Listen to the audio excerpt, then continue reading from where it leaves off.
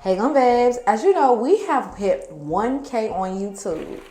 Period. Round of applause. Round of applause. Like, I'm so proud and happy. This has been a very long journey. If you've been here from the beginning, you know I started way back in like 2014, 15. Even goes back further than that. But I really started taking it serious around 2015, 16 when me and my brother did it together.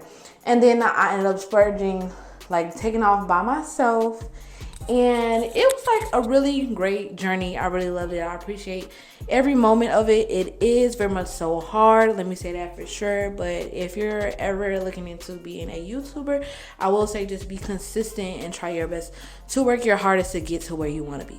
So this video today is actually a Q&A. It's a little spicy a little bit because I've been looking at the questions that they've been giving me, and it's been some good questions in here. But with this Q&A, I'm also going to be doing the 1K giveaway, period. So this is what you are going to get. It is a tumbler cup, the same one that I actually have, along with this really cute faux Beauty and the Beast theme rose set, some makeup from Smashbox Cosmetics, edge control, because your girl needs some edge control, along with the edge control brush, and also a Jenga game from the Museum of Ice Cream. As you can see, I got the shirt on, period. So in order to win the giveaway, you must like, comment, and share on this video. And you can also get an extra entry if you share it to your social media and tag my socials. All of my socials will be in the description, but make sure you are following every step, because if you aren't liking, commenting, subscribing, and I go back and check and you haven't done everything, you will not be entered. And it's at random. I will be doing a spin a wheel to pick my winner, and I will announce the winner on my YouTube channel along as message them personally. But let's get into the Q&A, period. So for the Q&A, I had did a basically asked on like different platforms, Facebook, Instagram, everything, and I got majority of the question on Instagram, so we're just going to take them all from there. But the first question says, any tips for someone who might be shy but wants to create content / be an influencer? And all I have to say is you just have to get out and go and do it. Trust me, I still get nervous at times when I go and film and I'm vlogging. Like yesterday, I was actually trying to do mini clips for Top Golf because it's my first time ever going. And I was like nervous as heck, but you really just have to do it. Don't worry about people watching you. And sometimes liquid courage also gives you that. Like, do whatever makes you feel more comfortable with trying to do certain things that you're not experienced with, but you just have to do it. Like literally, like Nike tells you, just do it, because other than that, you're never going to get it done. Pros and cons with being present on social media. Pros and cons with being present on social media is how much information you give people. Like some people will tear you down depending on how much information that you give them, and you don't want that type of energy around you. People will pray for your downfall. Like giving out all your information, it just looks bad. And then some people will be on the outside looking in, that will create their own narrative, and we don't want that. Like you either want a positive outlook on yourself or a negative. And as you can see, there are a lot of social media people that has gotten into a lot of drama.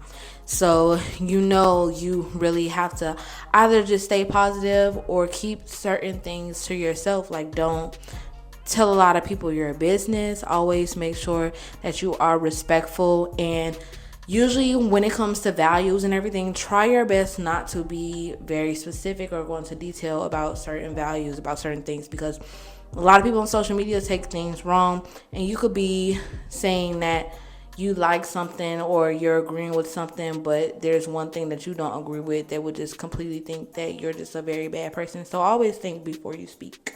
Let's say your man gotta sit and do 10 hours. You holding him down. Not 10 hours, 10 years. Baby, if it was 10 hours, I'm sitting down. I'm finna go out with the girls. I'm finna go spend time. 10 years is a very long time. I don't know. I don't think I'm doing 10 years. Baby, I almost did a full 12 months. I think I got as far as 4 months. I did it for like a little bit, and coming to find out, he was still talking to his baby mama, and he wanted to be with her. So, hey, props to him. That's what he wanted. But yeah, no, I'm not sitting down for no 10 years. Now, if you decide to come back, be a changed man, do better for yourself, and then you want to work on us, and I'm still single, then maybe. It's a thought. We can do that. Like, I spent the block a few times, but only if you're trying to do better in your life. Because I'm not sitting there waiting for nobody. Time wasting no man, so why should I? Period. Would you be a stripper if you needed to make some shade real quick? Honestly, no. I would not. Like, if I was, I had to be the type of ones that's always on drugs or always drunk or something like that. I wouldn't be able to do it sober. Morally, that's not something that I could do. I'm just completely uncomfortable. Like, I just started getting comfortable with showing a little bit more skin on myself and dressing a certain way. And I used to be never comfortable with that. And honestly, I just don't know. I couldn't do that. Like, I couldn't even really do OnlyFans. Like, it's nuts. Like, it's just not me. It's not something that me, myself, could have done. Like, I go to strip clubs all the time. I support my girls every time, but me, I can't do that. Like, I just can't. Do you compare yourself to people you see online? Why or why not? Let me say this. I have found myself comparing myself to people before, but it was more so like I'm happy that she has this, or I'm happy that they have this. Like, kind of, being happy and giving them the flowers for being at a different level, or the level that I wanted to be, or where they at, or something that they had that I did not. But also saying, like, why don't I have that now? Like, I wouldn't say I was comparing myself in a way, but more so trying to encourage myself, like, you need to do more in order for you to get to where you want to be. Don't just like sit here and mope around and just think you're going to be, you're going to get somewhere that you're going to be without the work. You have to do the work 100%. But I always tell myself, like, if I want something, I have to go get it. I'm not going to mope about it, but I'm always going to give people their flowers and tell them congratulations when it comes to stuff like that. So, to answer that question, it's pretty much a no, but sometimes I do get emotional or sad that I'm not at the place that I want to be, which we are 100% human and everyone does it. So I'm not tripping. How hard can the social media world be? The social media world can be very hard. A lot of people know me as Keepcakes or Danielle, so they know me from recently, like the last 3 years. Other people know me as Tatiana or KC. And if you know me, that was back in like 2013, 2014, 2015. Around that time, that's when I was doing like parties in Dallas and stuff for like teens. I was still in high school the first year, and then afterwards I had graduated, and I was helping my brother and sister do parties for people their age. So I mostly funded it, but pretty much everything ended up going like viral. We ended up collaborating with another teenage host that threw parties for teenagers, and it just got like so bad to where laws had to get into it, and it became a legal type of situation. And just to make a long story short, people were making up a lot of scenarios. There were people like putting things out on social media that was completely wrong. I've been called racial slurs on social media. The trolls do not be playing. Like, you go viral. You can go viral. Like, you can get 1,000 views and somebody will come trolling you. It doesn't matter if you went viral or how many followers you had, how many viewers you had, nothing. People are going to come to ruin your life just because their life is miserable. Social media is miserable overall, but there are some people that are here to actually uplift you.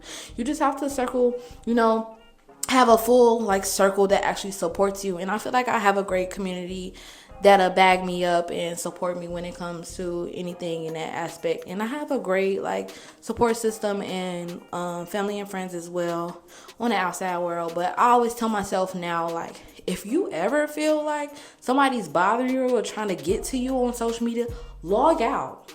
Like, Tyler Creator literally said that. How you gonna let somebody bully you online? Just log out. Like, why are you stressing? There are more things to stress about in the world other than somebody on the internet talking stuff about your appearance that they have nothing else they know about you mentally, spiritually, vocally, nothing except what they see on social media. Just log out, sweetheart. Don't worry about it. Have I lost a friend that you wanted back? Yes. I actually have two friends that I lost. One actually that I lost, that passed away. I think about her from time to time. She passed away back when I was like 18, like 18, 19 years old, late 18, early 19 or mid 19 years old. I miss her like a lot.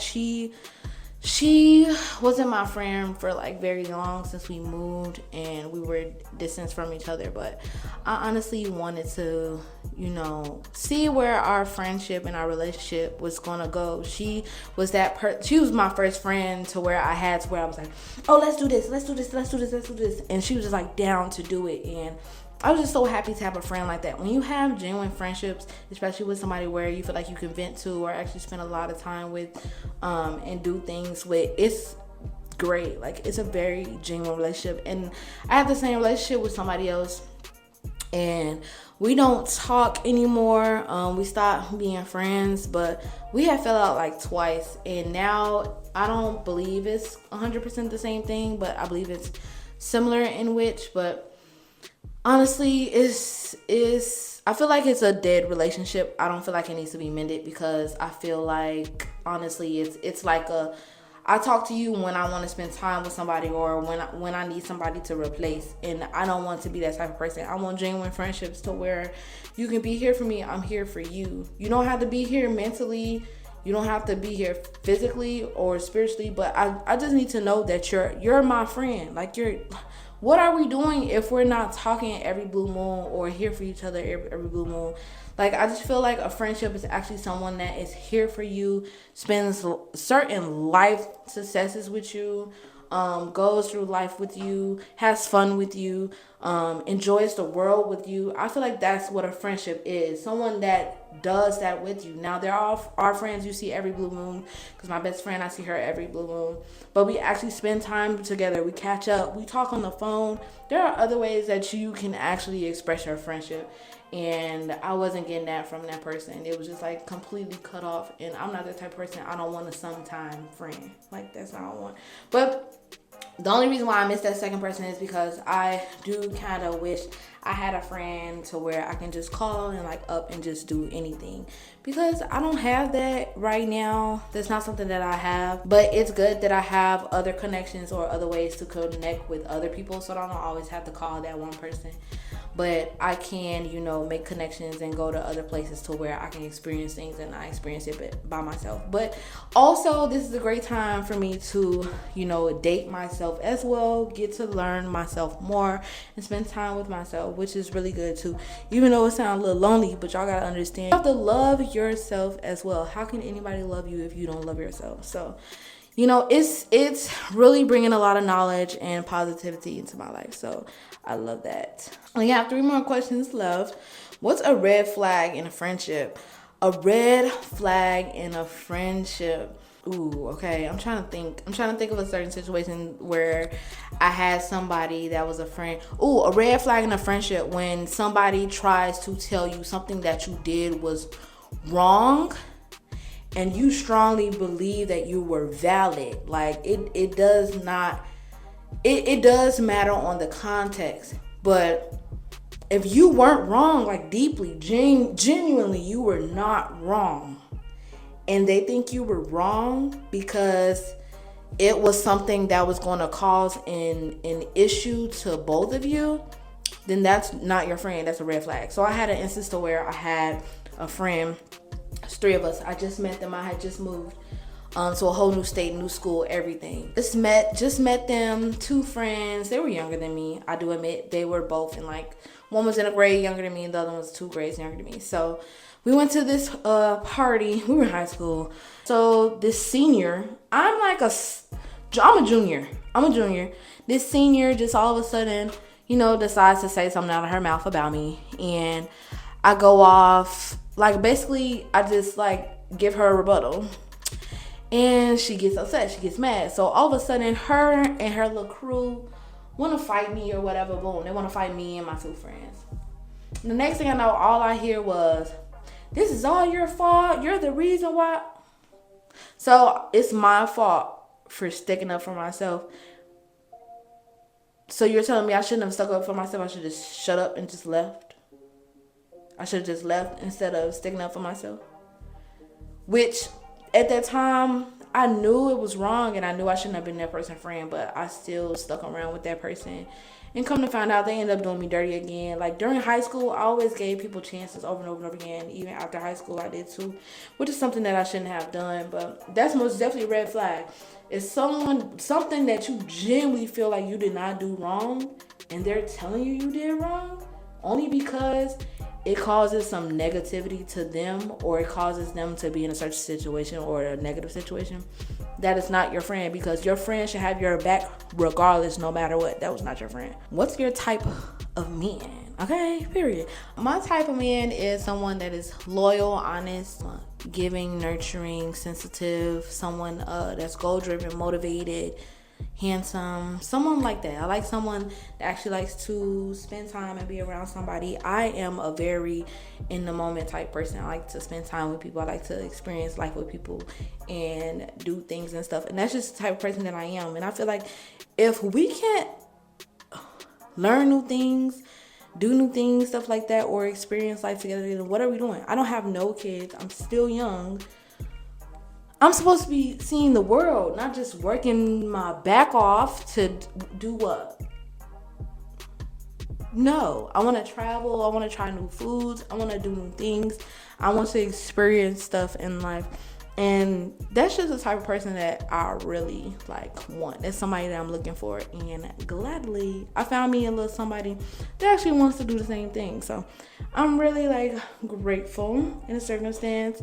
Somebody that I've been praying for a little bit, and crazy part is it's somebody that I pretty much spent the block on. So it's funny, but yeah, that's what I be in search for, period.